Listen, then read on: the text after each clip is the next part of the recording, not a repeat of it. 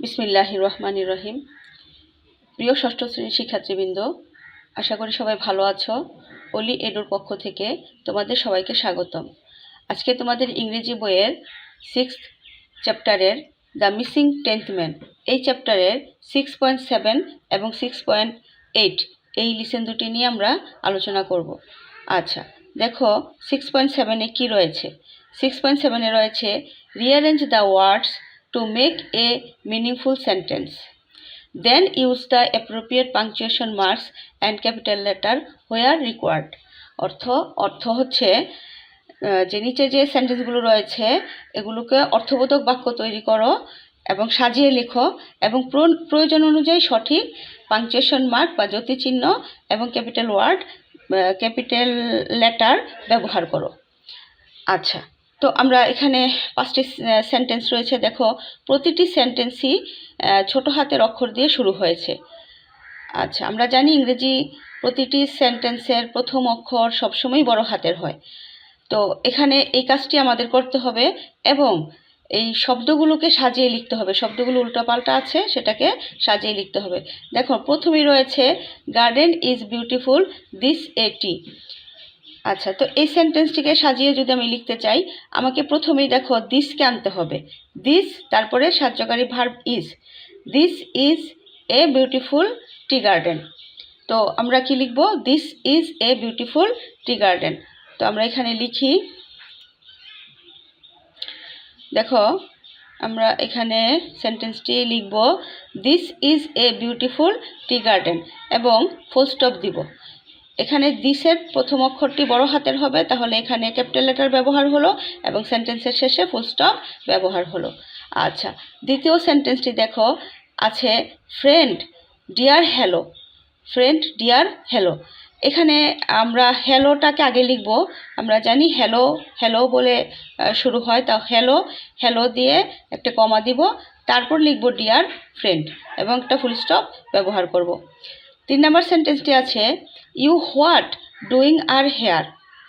আচ্ছা, এখানে হোয়াট শব্দটি সেন্টেন্সের প্রথমে আসবে, কারণ আমরা জানি WH ওয়ার্ডগুলো what, which, where, when, how, who, এই ওয়ার্ডগুলো সাধারণত সেন্টেন্সের প্রথমে বসে।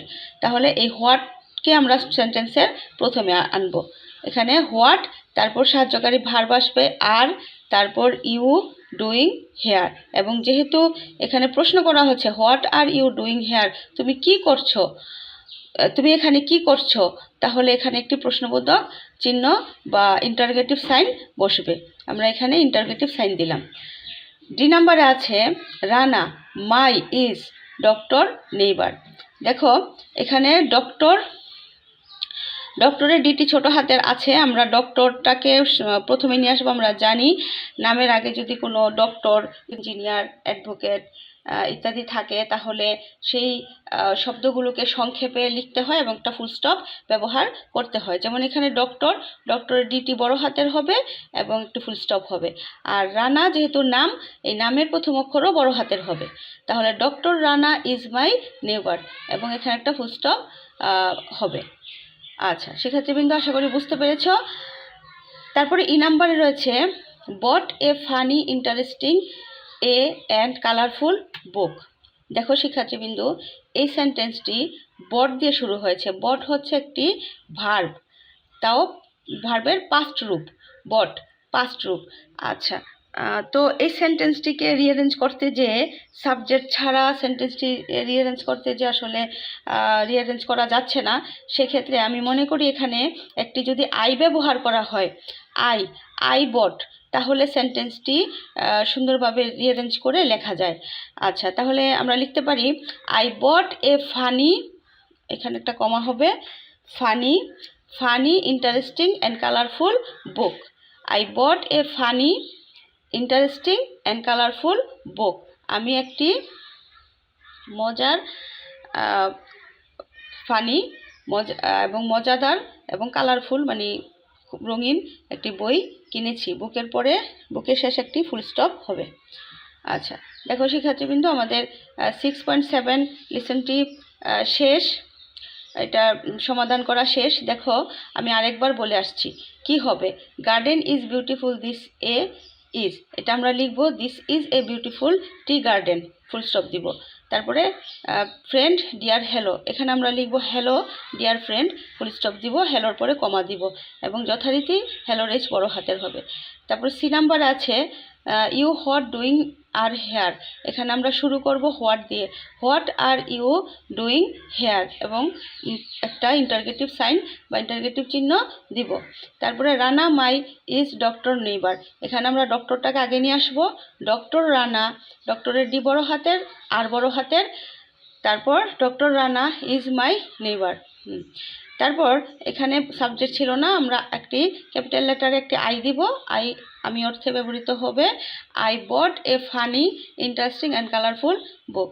আশা করি শিক্ষার্থীবৃন্দ তোমরা 6.7 পাঠটি বুঝতে পেরেছ। আমরা পরের অংশে যাই। শিক্ষার্থীবৃন্দ 6.8-এ কি রয়েছে দেখো, 6.8-এ রয়েছে read the following story and fill in the gaps using capital letter or punctuation mark when tell the story to the class using proper intonation। আচ্ছা, অর্থাৎ নিচের গল্পটি পড়ো এবং যেখানে প্রয়োজন সেখানে ক্যাপিটাল লেটার্স ও পাংচুয়েশন মার্কস অর্থাৎ যদি চিহ্ন বসিয়ে শূন্যস্থান পূরণ করো, তারপর সঠিক ইন্টোনেশন ব্যবহার করে শ্রেণীতে গল্পটি বলো। মানে তারপর সঠিক ইন্টোনেশন অর্থাৎ সঠিক স্বরে, সঠিক কণ্ঠস্বরে, যেখানে কণ্ঠস্বর উঠাতে হবে নামাতে হবে সেভাবে সঠিক স্বরে সঠিক স্বর ব্যবহার করে ভয়েস ব্যবহার করে গল্পটি ক্লাসে বলো। আচ্ছা, তাহলে আমরা সবার আগে এখানে যে পাংচুয়েশন মার্কস এবং ক্যাপিটাল লেটার ইউজ সেটা আগে করব, তারপরে গল্পটি আমরা ভালো করে পড়ব। আচ্ছা দেখো, আমরা এখানে প্রথমেই রয়েছে once in a village there lived a wise man, অর্থাৎ একদা একটি গ্রামে একজন জ্ঞানী লোক বাস করতেন। দেখো সেন্টেন্সের প্রথম অক্ষরটি আমরা জানি বড় হাতের হবে, কিন্তু এখানে রয়েছে ছোট হাতের। আমরা এখানে ছোট হাতের ওটাকে বাদ দিয়ে এখানে বড় হাতের একটি ও ইউজ করব। আচ্ছা দেখো, আমরা বড় হাতের একটি ও ইউজ করলাম এবং ও এর নিচে একটি আন্ডারলাইন দিয়ে দিলাম। আচ্ছা, তাহলে এই ফিল ইন দ্য গ্যাপসটি হলো। এরপরে আসো, আচ্ছা তারপরের লাইনটি আছে people from nearby villages have been coming to the wise man। people from nearby অর্থাৎ আশেপাশের গ্রামের লোকেরা have been coming to the wise man, ওই জ্ঞানী লোকটির কাছে আসতেন। তারপরে 2 নম্বরে দেখো, এখানে আছে ম্যান, তারপর আছে and, complaining about the same problem every time।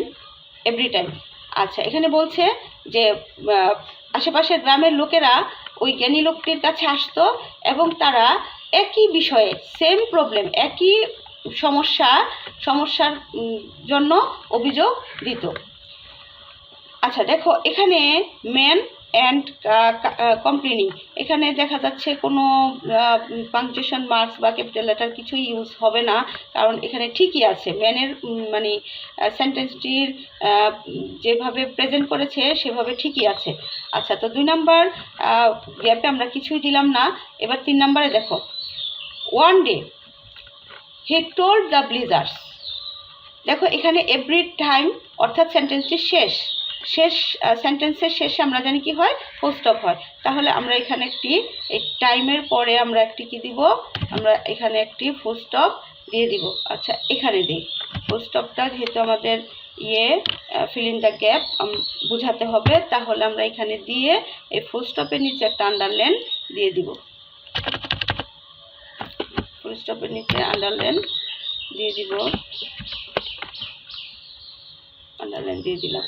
আচ্ছা, তারপর one day he told the villagers, একদিন তিনি গ্রামবাসীকে বললেন। কি বললেন দেখো, তারপরে রয়েছে dear friends listen to a joke. প্রিয় বন্ধুগণ, একটি জোক শোনো বা একটি মজার গল্প শোনো। এখানে দেখো এই এখানে মার্কস রয়েছে, ঊর্ধ্বকমা, বাংলায় যেটাকে ঊর্ধ্বকমা বলে, ইংলিশে সেটাকে কি বলে, কোটেশন মার্কস। আচ্ছা, এখানে কোটেশন মার্কস রয়েছে, কোটেশন মার্কস স্টার্ট এবং কোটেশন মার্ক ইন্ড, শুরু হয়েছে শেষ হয়েছে, তার মানে এখানেও কোনো পাংচুয়েশন মার্কস ও ক্যাপিটাল লেটার এর ইউজ হবে না। আচ্ছা, তারপরে hearing the joke, the villagers, জোকটি শুনে গ্রামবাসী অট্টহাসিতে ফেটে পড়ল। জোক শুনে গ্রামবাসীরা অট্টহাসিতে ফেটে পড়ল। আচ্ছা, তারপরে রয়েছে after a couple of minute, after a couple of minute, couple মানে জোড়া বা ডাবল। আচ্ছা, তাহলে তার মানে আমরা অর্থ করতে পারি যে after a couple of minute মানে 2 মিনিট পর, 2 মিনিট পর হি টোল্ড দেম। এখানে দেখো কাপল অফ মিনিটস, তাহলে এখানে কি হবে, এখানে একটি কমা হবে, কাপল অফ মিনিটস, তারপরে হি রয়েছে, তাহলে কিছু মানে 2 মিনিট পর, কথাটি 2 মিনিট পর, তাহলে এখানে আমরা একটা কমা দিতে পারি, একটি কমা দিলাম, কমাটাকে আমরা আন্ডারলাইন করে দিলাম। আচ্ছা, he told them the same joke and only a few of them স্মেল্ড।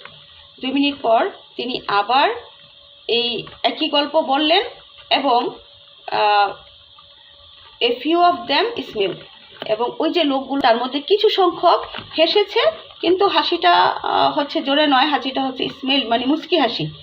আচ্ছা, তাহলে 2 মিনিট পর আবার যে জোকসটি বলেছে মানুষ শুনে সেটা বেশি একটি হাসেনি।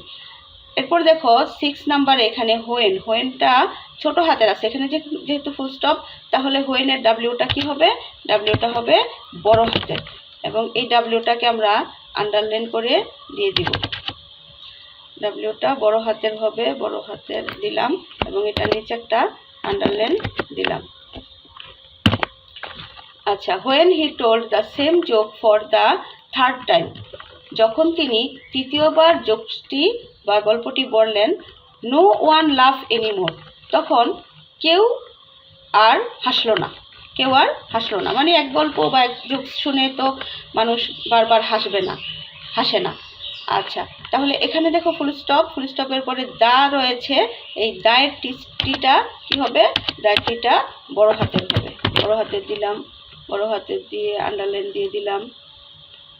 আচ্ছা, তাহলে 7 নাম্বারের এখানে টি বড় হাতের হবে এবং টি বড় হাতের হবে। আচ্ছা, the wise man smelled and said, জ্ঞানী লোকটি হাসলেন এবং বললেন, কি বললেন, দেখো সেডের পরে সবসময় কি হয়, সেডের পরে সবসময় হয় কমা। আচ্ছা, তাহলে আমরা এখানে কমা দিলাম এবং কমাটাকে আন্ডারলাইন করে দিলাম। আচ্ছা, কমা দিলাম, এখানে কমা হবে, সেটের পরে কমা হবে, তারপরে দেখো আবার কোটেশন মার্ক শুরু হয়েছে, you can not laugh at the same joke over and over, তোমরা একই জোকস বা একই মজার গল্প শুনে বারবার হাসতে পারো না। তাহলে এখানে সেন্টেন্সটি শেষ হয়ে গিয়েছে, তাহলে এখানে কি হবে, এখানে একটি ফুল স্টপ হবে, ফুল স্টপ। এরপরে রয়েছে so why are you always crying about the same problem, তাহলে তোমরা একই গল্প শুনে বারবার হাসো না, সেহেতু একই প্রবলেমে তোমরা কেন সবসময় কান্না করো। তাহলে এখানে so why are you always crying about the same problem, সুতরাং তোমরা সো এর পরে আমরা একটা, না এখানে শূন্যস্থান দেয়নি, তো সো এর পরে একটা কমা হওয়ার কথা। আচ্ছা, দেখো শিক্ষার্থীবৃন্দ, আমরা পুরো গল্পটা আরেকবার পড়ে আসি। ওয়ান্স ইন এ ভিলেজ, একদা এক গ্রামে, there lived a wise man, একজন জ্ঞানী লোক বাস করতেন। People from nearby villages have been coming to the wise man, আশেপাশের গ্রামের লোকেরা ওই জ্ঞানী লোকটির কাছে আসতেন। And complain about the same problem every time, এবং একটি বিষয় নিয়ে সবসময় অভিযোগ করতেন।